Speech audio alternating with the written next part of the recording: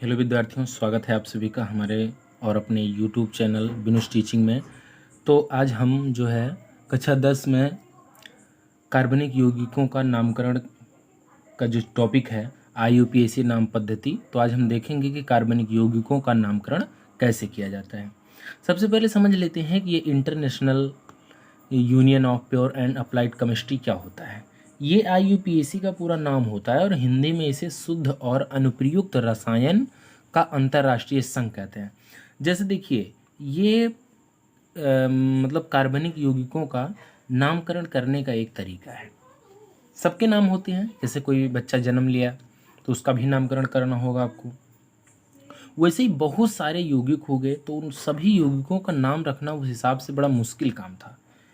ये बहुत दिक्कत वाला सामना था। तो इस वजह से जो है एक अंतर्राष्ट्रीय पद्धति बनाई गई या अंतर्राष्ट्रीय संघ बनाया गया कि जो है इस माध्यम से हम कार्बनिक यौगिकों का नामकरण करेंगे। देखिए, जैसा आप जानते हैं कि कार्बन की जो संयोजकता होती है वो 4 होती है। अब ये चारों हाइड्रोजन से पूरे हुए होते हैं, तो ऐसे इतने का नाम क्या होता है?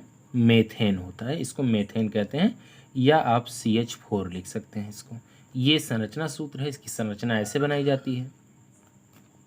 और जैसे अगर मान लीजिए इसमें से एक H हटा दें इसमें से, तो जो है ये सिंगल बॉन्ड, क्योंकि ये खाली हो जाएगा ना, तो सिंगल बॉन्ड CH3 बचेगा। तो जो सिंगल बॉन्ड CH3 होता है इसको मेथिल कहते हैं, और सिंगल बॉन्ड C2H5 जो होता है ये एथिल कहते हैं। अच्छा, इसकी संरचना कैसे बनाएंगे? देखिए, CH3 single bond, CH2 single bond, क्योंकि देखिए CH3 एक से कनेक्टेड है, तो इस C की संयोजकता 2 हाइड्रोजन से पूरा है, एक ये और ये के 4 हो गया, और 4 इसकी भी हो गई। तो यहाँ पे 1 और 2 कार्बन है, तो 2 कार्बन जब होते हैं और सिंगल बॉन्ड से ये कभी जुड़े नहीं है किसी से, तो इस स्थिति में इनको एथिल बोलेंगे। वैसे ही ये जो फार्मूला होगा वो प्रोपिल के लिए हो जाएगा। अच्छा, IUPAC नाम कहते किसे हैं? देखिए, जिसे समझना तो ये हो गया कि ये नामकरण है, कि नामकरण कैसे करेंगे। देखिए, कार्बनिक यौगिकों की स्पष्ट पहचान करने के लिए यौगिकों की एक सुव्यवस्थित विधि को विकसित किया गया, जिसे IUPAC नाम पद्धति कहते हैं। अब IUPAC नाम पद्धति को जो है, ये IUPAC नाम करने के लिए कुछ हमें नियम का ध्यान रखना होगा। अब इसमें नियम क्या है? सबसे पहले, चाहे जितने कार्बन हो, जैसे कार्बन 1 2 3 4 5 6 7, ऐसे बहुत सारे कार्बन हो, कार्बन की श्रृंखला बनी हो ऐसे, तो अब जो है सबसे पहले हम चुनाव करते हैं कि सबसे लंबी श्रृंखला बने। सबसे पहला काम ये हो जाता है। और दूसरा, नंबर ऑफ कार्बन को काउंट करो कि कितना कार्बन बना। और कार्बन को समझने के लिए, जैसे कितने कार्बन को क्या कहेंगे अभी नीचे आपको समझाया जाएगा। तो ये 2 चीज़ें, और 2 या 2 से अधिक जो है, 2 से अधिक यहाँ डाल देंगे, 2 या 2 से अधिक प्रतिस्थापी समूह के नाम के लिए। जैसे 2 लोग आ गए तो क्या करेंगे? अब सबसे पहले यहाँ समझ लेते हैं, जैसे ये है कि 1 2 3 4, अब नंबरिंग ऐसे कर दिए, या फिर इधर से करें 1 2 3 4। अब जैसे सबसे लंबी चेन तो यही बन रही, सबसे लंबी श्रृंखला ही है। ये जो एक प्रतिस्थापी समूह होता है ना, इस ऐसा काउंट करना चाहिए, ऐसी नंबरिंग करनी चाहिए कि सबसे पहले मिले, जहाँ जिधर से नज़दीक मिले। अब जैसे नंबरिंग हमने इधर से की 1 2 3 4, तो अब इधर से देखो 2 नंबर पे आ गया, लेकिन अगर इधर से नंबरिंग कर रहे हैं तो 1 2 3 3 नंबर पे आया। तो अर्थात ये जो नीचे वाला प्रोसेस है, मतलब इधर से 1 2 3 4 किए हैं, ये प्रोसेस आपका गलत है, और ऊपर वाला प्रोसेस क्या होगा? ये सही होगा। अब जैसे 2 या अधिक प्रतिस्थापी समूह आ जाते हैं तो क्या होता है? जैसे यहाँ पे समझना है 1 2 3 4 5। अब यहाँ पे आप ये सोच रहे होंगे, इधर से भी 2 नंबर पे एक कोई मिल रहा है लटका हुआ, और इधर से भी 2 नंबर पे भी मिला हुआ है, तो नंबरिंग अब किधर से करेंगे? तो इसको ध्यान रखने के लिए आपको अंग्रेजी वर्णमाला के पहले अक्षर का ध्यान रखना होगा। अब जैसे इसका नाम क्या है? ये मेथिल है। मेथिल में क्या आता है? एम आता है। एथिल में ए आता है।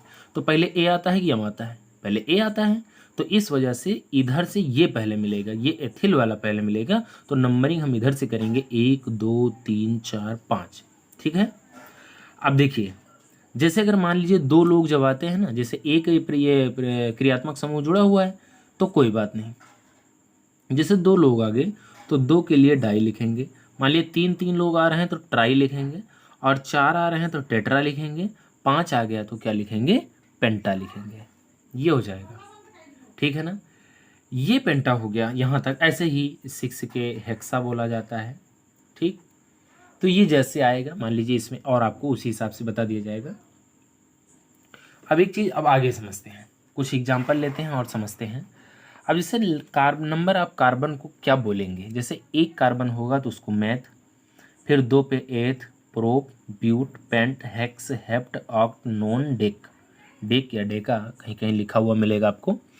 तो ये ऐसे यूज किया जाता है। अब सबसे पहले इसमें हमें ये समझना है कि एक एल्केन होता है, एक एल्कीन होता है, एक एल्काइन होता है। कार्बन की आपने लंबी श्रृंखला बना ली, कई कार्बन की। अब जैसे 1 carbon, 2 carbon, 3 carbon, 4 carbon, 5 carbon, इस पूरे में देख रहे हो एक जगह क्या आ रहा है, ट्रिपल बॉन्ड आ रहा है। तो जब ट्रिपल बॉन्ड होता है तो उसको एल्काइन कहते हैं, डबल बॉन्ड होता है तो एल्कीन कहते हैं, और इसको क्या कहते हैं, एल्केन कहते हैं जब सिंगल बॉन्ड होता है। अब इसका नामकरण करना होगा तो आप क्या करेंगे, अब देखिए इसमें नंबरिंग की कोई मतलब नहीं, क्योंकि इसमें कोई क्रियात्मक समूह नहीं है। तो चाहे इधर से कीजिए चाहे इधर से कीजिए। तो 1 2 3 4 5 क्या है, इसमें 5 कार्बन है, और 5 कार्बन को देखो क्या बोलते हैं, पेंट बोलते हैं। और जब ट्रिपल बॉन्ड होता है तो उसको क्या कहते हैं, एल्काइन। तो एल्क क्या है, ये कार्बन के नाम है। तो कितने आए, पेंट, 5 आया तो पेंट बोलेंगे, तो इसका नाम क्या हो जाएगा, पेंटाइन। मतलब पेंट में क्या जोड़ना है, हमें आइन जोड़ना है, और जब दोनों को एक साथ लिखोगे तो क्या हो जाएगा, पेंटाइन हो जाएगा। ऐसे ही दूसरा एग्जांपल लेते हैं, ये दूसरा एग्जांपल हो जाएगा 1 2 3 4। अब बात आई कि इधर से अगर नंबरिंग करें इधर से, तो देख रहे हैं अगर इधर से नंबरिंग करें 1 2 3 4 तो इधर से जो है सबसे पहले हमें मिल रहा है। तो यहाँ पे हो गया 2 मेथिल, 2 पे मेथिल है, और उसके बाद 1 2 3 4 कार्बन को क्या कहते हैं, ब्यूट कहते हैं, और सब सिंगल बॉन्ड से जुड़े हुए हैं तो क्या लिख देंगे, 2 मेथिल ब्यूटेन। तो ये इसका IUPAC नाम हो जाएगा। एक ऐसे ही उदाहरण और दिया हुआ है, देखो ये उदाहरण समझ लेते हैं। CH3 CH CH2, और उसके बाद यहाँ पे क्या लिखा हुआ है, CH2 CH3, एक ऊपर यहाँ पे लगा हुआ है। अब यहाँ पे हम देखते हैं कि किधर से नंबरिंग करें, इधर से 1 2 3 4 करें या इधर से करें। देखिए यहाँ से अगर शुरू करते हैं तो देखिए ये थोड़ा बहुत एक हिसाब से कहें तो एक प्रकार से ये गलत लिखा हुआ है। देखिए इसमें और लंबी चेन बन सकती है, 1 2 3 4, और इसको 5 बोल सकते हैं। तो ये इधर से नंबरिंग करना होगा, 1 2 3 4 5। वो भी अगर आप उसको सही माने तो सही नहीं होगा, क्योंकि सबसे पहला नियम आपको ये बताया गया है कि हमें सबसे लंबी श्रृंखला का चयन करना होगा। तो 1 2 3 4 5। अब देखो 2 पे मेथिल लटका हुआ है तो यहाँ क्या लिख देंगे, 2 मेथिल। और कितने कार्बन, 1 2 3 4 5, और 5 को क्या बोलते हैं, 5 को बोलते हैं पेंट, तो ये हो जाएगा पेंटेन, 2 मेथिल पेंटेन। ऐसे ही नए एग्जाम्पल के साथ हम अगली वीडियो में मिलेंगे। तब तक के लिए जय हिंद जय भारत।